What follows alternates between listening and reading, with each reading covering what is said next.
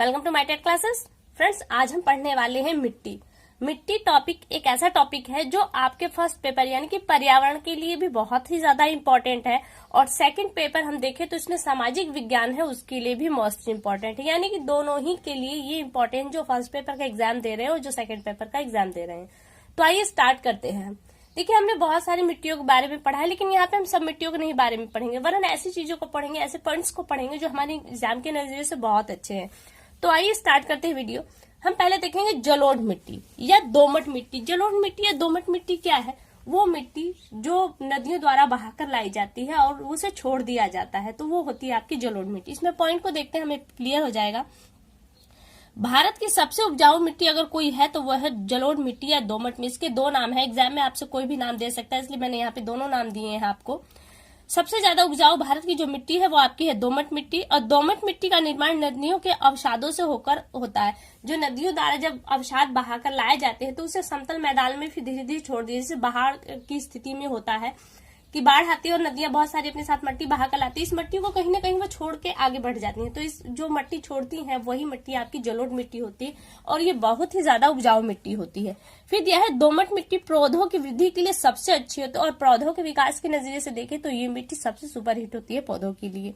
अगला पॉइंट है, इस मृदा में केशकीयता का जल ग्रहण करने की क्षमता सबसे अधिक होती है। अब यहाँ पे बात होती है कि केशकीयता का जल क्या होता है। देखिए, जो हमारा मट्टी का तेल का हम दिया जलाते हैं, तो ऐसे में वो जो मट्टी का तेल है वो किस क्रिया के माध्यम से ऊपर चढ़ता है, तो वो केशित्व के कारण ऊपर चढ़ता है। और यही कारण है मिट्टी का भी, यही रीजन है कि वो जो अपने अंदर उसके जल है वो उस जल को नीचे न जाकर वरन क्या करती है, उसे ऊपर ही अपने साथ रखती है। तो ऐसी स्थिति में ये होता है केशकीयता का जल। तो इस जल को वो हमेशा ग्रहण करती है, जिसके कारण से इसमें जो जल की मात्रा है वो भी बराबर बनी रहती है, और पौधों के विकास के लिए वो काफी सहायक होती है। अगला आपका बनता है, देखिए, चिकनी मिट्टी। चिकनी मिट्टी को हम काली मृदा के नाम से भी जानते हैं।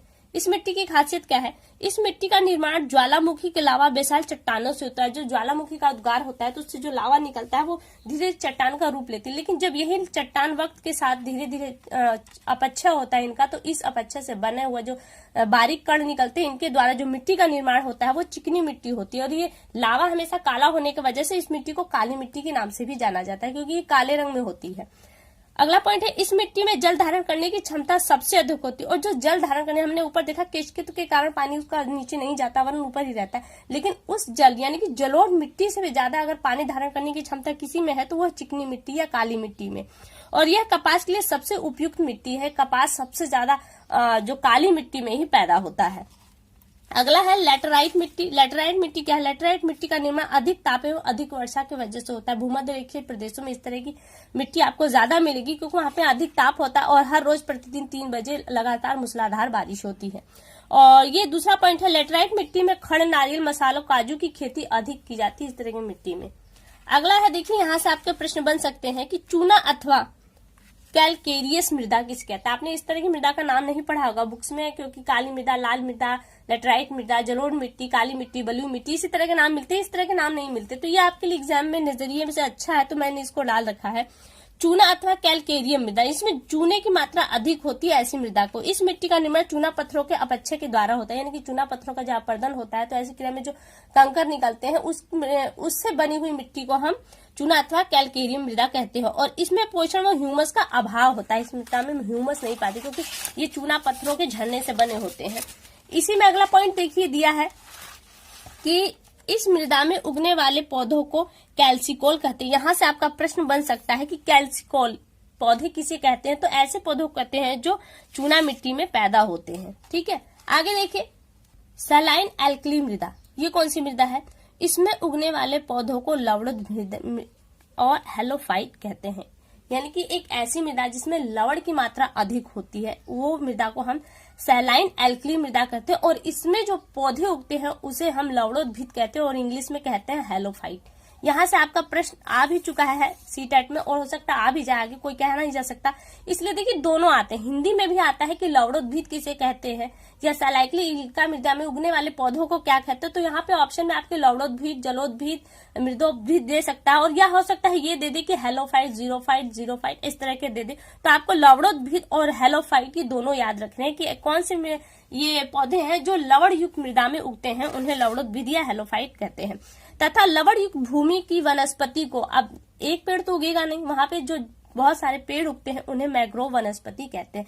आप जानते हैं कि गंगा के जो हमारा डेल्टा है गंगा का, वहां पे मैंग्रोव वन यानी कि सुंदरवन, उसे सुंदरवन डेल्टा के नाम से बातें हैं, वहां पे सुंदरी नामक पेड़ होते हैं और वो किस मृदा में होते हैं, वो लवण वाली मृदा में होते हैं। इस कारण से इसे लवणोद्भिद पौधे भी कह सकते हैं और साथ ही इस पूरे जंगल को ही हम मैंग्रोव वनस्पति भी कहते हैं।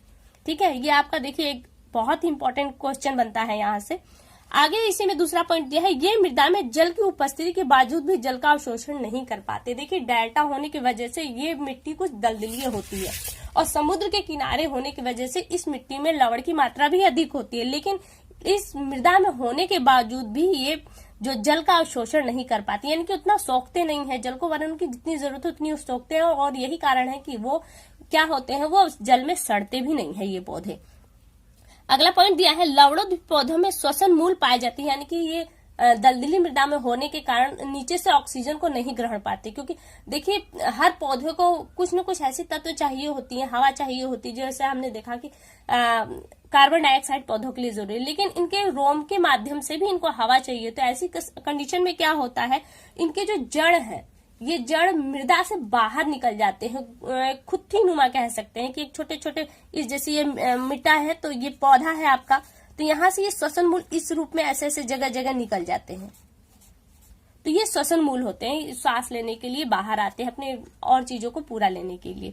तो इन्हें क्या कहते हैं, ये जो बाहर आते हैं इन्हें कहते हैं हम श्वसन मूल। और श्वसन मूल किन पौधों में पाए जाते हैं, ये भी ध्यान दीजिए कि लवणोद्भिद पौधों में यानी कि हैलोफाइट पौधों में पाए जाते हैं और इनके बीज फलों में ही अंकुरित होते हैं। अगर जो बीज है अगर ये मृदा में गिर जाएगा तो मृदा जो है वहां की लवण युक्त है और लवण युक्त मृदा में कोई भी बीज अंकुरित नहीं होता, इसलिए नेचर की ये बनावट है कि इसका जो बीज है वो फल के अंदर ही अंकुरित हो जाता है और तदुपरांत ही वो जमीन पर गिरता है और पौधा बनता है। और कहा रहा है कि इस घटना को, उसके बीज को फल में ही अंकुरित होने की घटना को जरायुज अंकुरण कहते हैं। देखिए फ्रेंड्स, जरायुज अंकुरण भी एक इंपॉर्टेंट है, उत्पत्ति के आधार पर, इस उत्पत्ति के आधार पर भी 4-5 तरीके हैं, मैं उसको अलग वीडियो में दूंगी।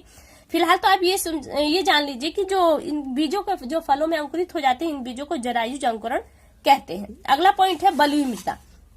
देखिए बलुई मृदा कौन सी है, ये मृदा आपको राजस्थान वाले क्षेत्र में पाई जाएगी। इस मृदा में 85% बालू होता है और 15% चिकनी या काली मिट्टी का अंश पाया जाता है और इस कारण में वहां पे जो पौधे होते हैं बहुत ही कम मात्रा में पाए जाते हैं। बलुई मृदा में मरुद्भिद पौधे होते हैं, क्योंकि मरुस्थलीय क्षेत्र में होता है तो ऐसी कंडीशन में उन पौधों को मरुद्भिद कहते हैं और इन्हें जीरो फाइट क्योंकि इन्हें फाइट नहीं करता बना, तो यहाँ पे दिया है कि जीरो फाइट कहते हैं।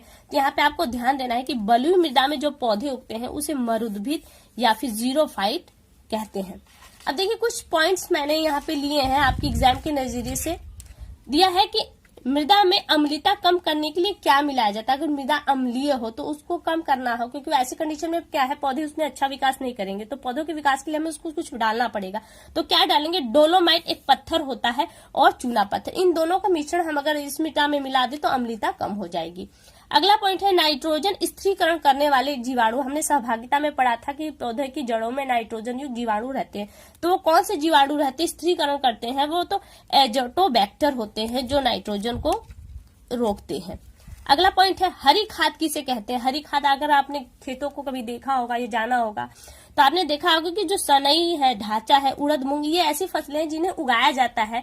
और जो सनई और ढांचा, उड़द मूंग तो 1 फीट से ऊपर होते ही नहीं है, जो सनई ढांचा ये 5-5 फीट के होते हैं। जब ये 2.5 से 2 फीट के होते हैं तो इन्हें फिर खेतों में ही जोत दिया जाता है, फिर से उन पौधों को ही उसी में सड़ाने के लिए जोत दिया था और ये पौधे सड़कर फिर क्या होता है मिट्टी के लिए खाद का काम करते हैं। तो उड़द मूंग के लिए भी यही होता है कि जब वो पौधे कुछ बड़े हो जाते हैं तो उन्हें उन्हीं में फिर खेतों में जोत दिया जाता है ताकि वो हरी घास के रूप में, हरी खाद के रूप में कन्वर्ट हो जाए। आगे अगला लास्ट पॉइंट हमने लिया है यहाँ पे, मृदा में उपस्थित जल की कुल मात्रा को कहते हैं, यानी कि जो मिट्टी है अगर उसमें जो जल की मात्रा है उसको क्या कहते हैं, तो उसको होलार्ड कहते हैं। जल में उपस्थित, मृदा में उपस्थित जो जल की मात्रा है उसे हम होलार्ड कहते हैं।